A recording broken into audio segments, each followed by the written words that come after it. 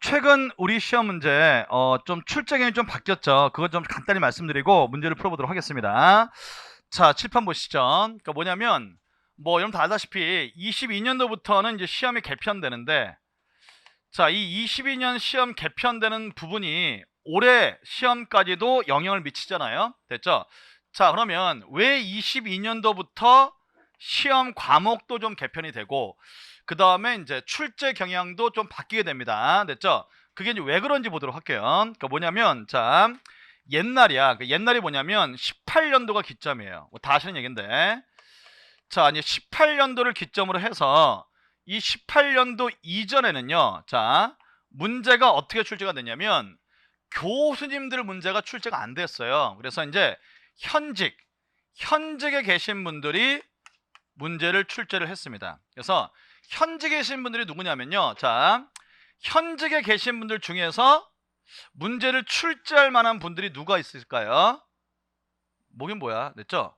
자, 여러분들 경감승진 시험이에요. 그래서 경감승진 시험이 이제 그 가장 난이도가 높습니다. 승진 시험 중에는. 됐죠? 그래서 경감승진 시험에 보면은 실무종합, 우리 이제 경찰학에 해당되는 실무종합 과목이 있다고. 이게 경찰학이야. 됐죠? 그래서 자, 이제 18년도 전에는 교수님들이 출제위원회에 안 들어갔고요. 됐죠?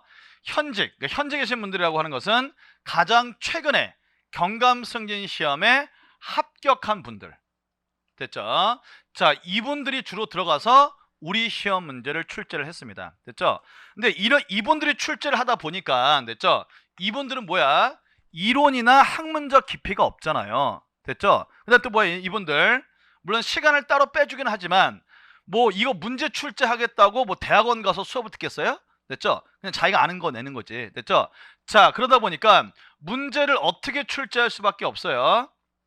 어떻게 출제할 수밖에 없어? 법조문. 그래서 법조문을 딱 갖다 놓고 법조문 내용을 이제 양아치처럼 고치는 거야. 됐죠?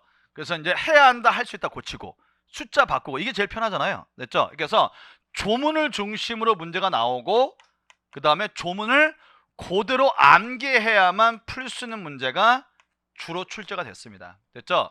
자, 이렇게 출제를 하다 보니까, 됐죠? 우리 시험에 합격한 애들이 어떤 사람들이에요? 1번 첫 번째 뭡니까? 경찰 공무원이 되면은 제일 먼저 뭘 많이 합니까? 경찰도 행정이잖아요. 행정. 그래서 법을 집행해야 되기 때문에 관련 법을 해석해서 적용해야 되는데 법리적 해석이 떨어져요. 됐죠?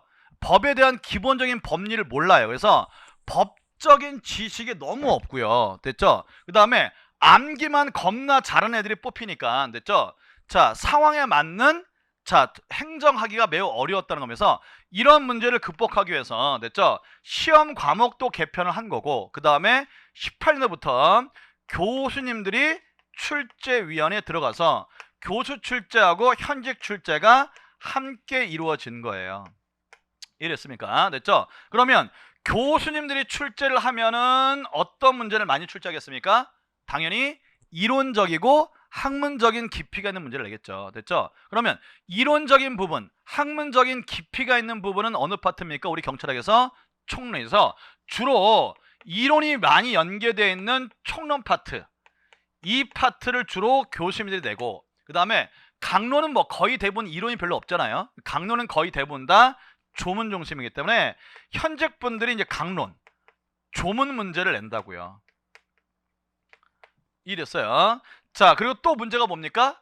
법리적인 해석을 잘 못한다고요. 그래가지고 22년도부터는 자, 법리적 해석할 수 있는 능력을 길러주기 위해서 뭐다? 경찰 행정법 과목이 들어간 거예요.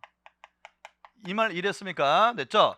자, 그래서 이 교수님들이 출제하는 문제, 이 문제를 맞춰야 돼요. 그래서 교수님들이 출제하는 문제는 이론적인 문제. 그 다음에 두 번째, 우리가 아까쯤에 자, 보안경찰과 협의회경찰 기출문제, 보통 교재 없는 집이 나왔잖아요. 됐죠? 자, 이렇게 암기 위주의 문제가 아니라, 됐죠? 이해해서 응용을 해서 푸는 문제, 이런 문제가 나온다는 거예요. 최근 출제 문제가. 그래서 옛날처럼 막 숫자 외우고 두 문자 따가지고 막, 우리도 물론 했지만, 됐죠? 두 문자 겁나 따가지고 막 외우고, 됐죠? 이런 문제를 가급적이면 출제를 안 합니다. 이해됐어요, 이 말? 됐죠? 물론 아직은 남아있어요. 이분들 출제하니까. 그래서 두 문제도 필요한데 이게 전부가 아니라고 해서 이런 부분에 관한 문제를 맞춰야 된다고요. 됐죠? 그래서 교심이 출제하는 이론적 깊이도 있고 그 이론을 잘 이해해서 응용해서 푸는 문제.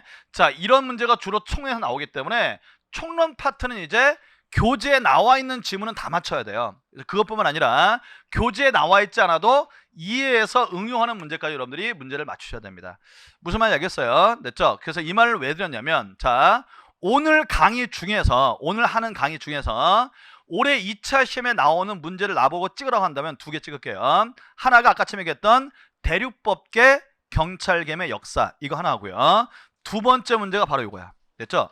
경찰의 기본적 임무, 공공의 안녕, 공공의 질서, 위험, 이걸 묻는 문제. 이 문제가 올해 또 나올 가능성이 아주 높아요. 2차에서. 됐죠? 자, 제가 그렇게 말씀드리는 근거가 있습니다. 아무렇게나 찍는 게 아니야. 1번 근거보다 작년 경감부에 나왔어요. 문제 풀어볼 거야. 그래서 작년도 경찰간부 시험에서 공공의 안녕, 질서, 위험을 묻는 문제가 나왔다. 이게 하나고요. 됐죠? 자, 두 번째 봐봐.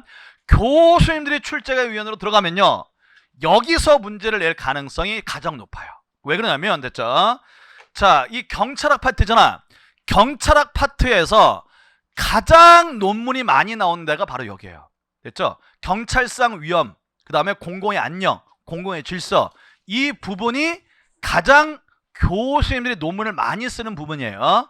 됐죠? 그러니까 이론적인 깊이가 가장 있는 부분이 바로 이 부분이야. 그래서 교수님들이 정말 좋아하고 즐겨내는 파트가 또 여기라고요. 됐죠? 그렇기 때문에 올해 2차 시험에서는 지금 제가 정리했던 경찰의 임무, 공공의 안녕, 공공의 질서, 위험, 여기서 나올 가능성이 아주 높으니까, 됐죠? 이 부분 문제 잘 풀어보시고요.